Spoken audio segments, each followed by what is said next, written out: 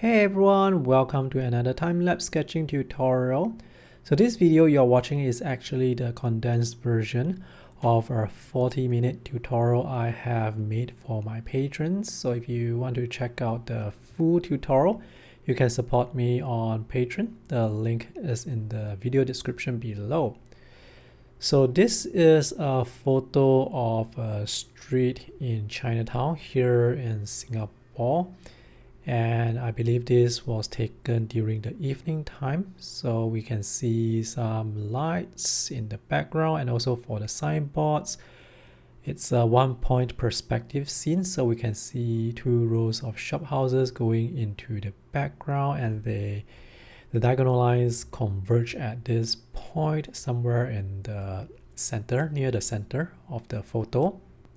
Now you can download the photograph to practice along. The link to the photo is in the video description below. So this is quite a detailed scene, so I want to start with my pencil first to mark out the composition and also to measure the diagonal lines to see where the vanishing point is. This photograph was taken with the camera quite high above the ground.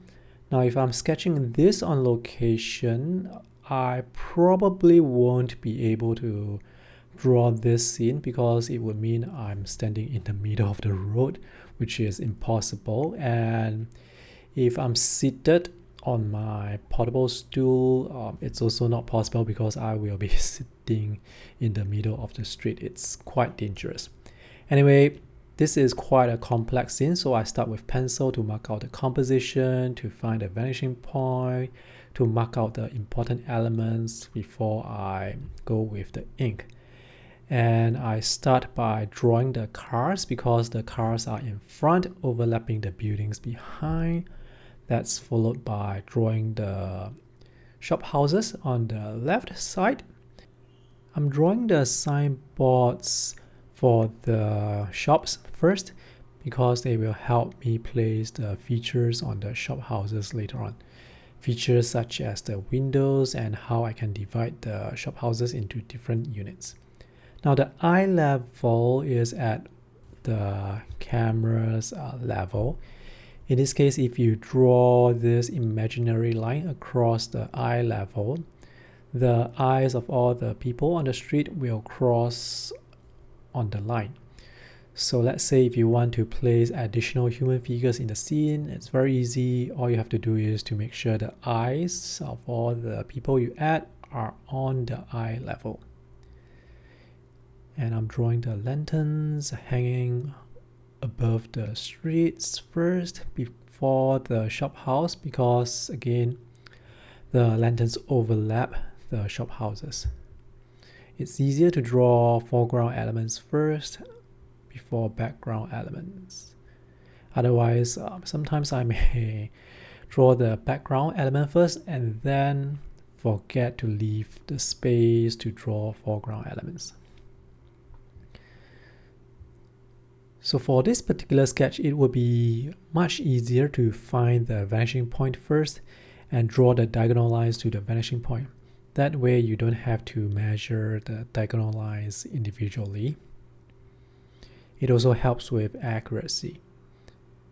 The challenging part about this sketch is due to the compression of the shop houses due to perspective. So all the windows are squashed together and they are more squashed into when they are in the background further away.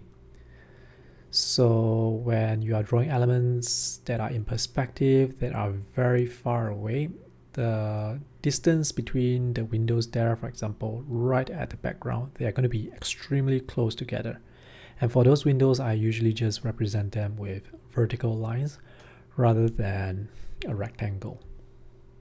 Using a pencil to create a draft or to mark out the composition before you ink can help you identify errors, can help you make your sketch more accurate as well. And during the penciling stage, if you see any mistakes, you can then try to avoid the same mistakes when you are inking.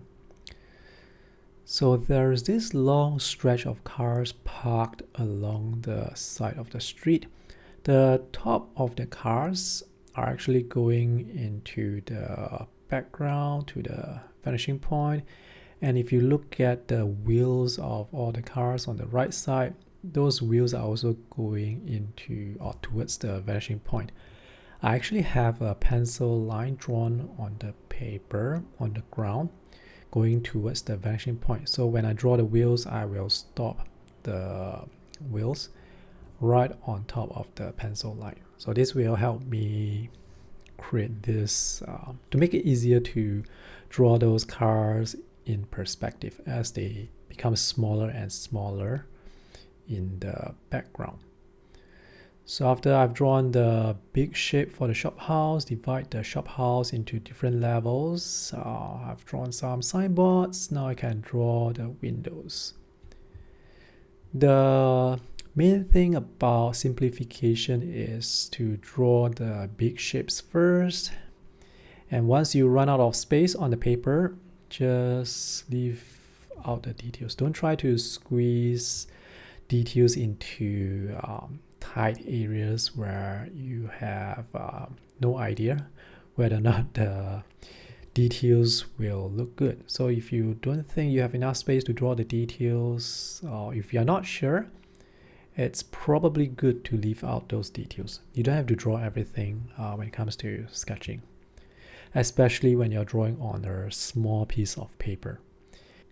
If you're drawing on a big piece of paper, then you have to draw or add more details. Otherwise, your sketch will look and feel incomplete. But on a small piece of paper, you don't have to add that much detail. So this photograph was taken during evening time, and the lighting is quite low. So there are no strong cast shadows. The lights are from the street lamps and also from the lanterns, from the office buildings in the back. This is quite a challenging sketch to paint due to the lighting. The most challenging part about this sketch is how you can recreate the look and feel of the evening, because the sky is not completely dark. You can see the tall buildings, the office buildings in the background, but the details are not that clear due to atmospheric perspective and also due to the air quality. And we have to try and capture the light from the lamps, the street signs and the lanterns. It's quite challenging for me. So while painting this particular sketch, I had a feeling that this is going to turn out as a disaster. But thankfully later on I realized that it turned out to look okay. Not exactly the way I envisioned, but it looked okay. It's just that at this stage while painting, everything looks like a mess. And that's also part of the sketching process. Sometimes when you're painting, it really looks like the painting is heading into the wrong direction. But after the paint is dry, somehow, for some reason, it looks better. So this sketch is also quite challenging because there are no cast shadow. So you have to rely on the drawing to show off the subjects that you're drawing, like the shop houses, the signboards, the cars, the people on the street. The colors that I'm using for this sketch is transparent pyro orange. I actually use transparent pyro orange as my red. For the yellow, it's azo yellow, and for the muted yellow, it's yellow ochre. For the blue, I'm using cobalt blue deep. So I'm using cobalt blue deep to make the roads darker, because earlier on the road was it's too bright. It looks a bit weird, so I have to make it darker, and after it's darker, it actually looks much better. So this is me just adding details on the signboards to create more interest, to make the sketch look more interesting. It's all these little finishing touches that make the scene look more lively, more busy. That's the Sakura Jelly Roll white gel pen, which works very well when it comes to drawing very thin lines. I use the white gel pen and the yellow Posca marker to create lights. You know, those very dark areas underneath the first floor, underneath the awning. Those shops have fluorescent lights, so I use the white gel pen to create the illusion of those lights. And I'm adding some texture onto the ground, some white dots, some black dots. So this is the completed sketch, and it looks alright. This looks like a very busy scene. And notice the windows notice the windows at the top left. I actually drew those windows with black ink, but I also drew some of the windows with the Posca markers. For the lanterns, I used the yellow Posca marker to paint over the red to create the details. And all these little lines, little details on the signboard just makes those signboards look more interesting. When it comes to choosing colors, you should create some sort of color contrast. So for example, with the signboards, I have red against yellow. I have yellow against brown. I have red against white. Don't use dark colors on top of dark colors. So always use light colors on top of dark colors, or dark colors on top of light colors to create the contrast. I mixed the grays and blacks with cobalt blue deep and burnt sienna. For the really dark areas, I added some phthalo blues. If you want to learn more about sketching with pen, ink, and watercolor, do check out my other tutorials. I have a link to the playlist with hundreds of tutorials in the video description below.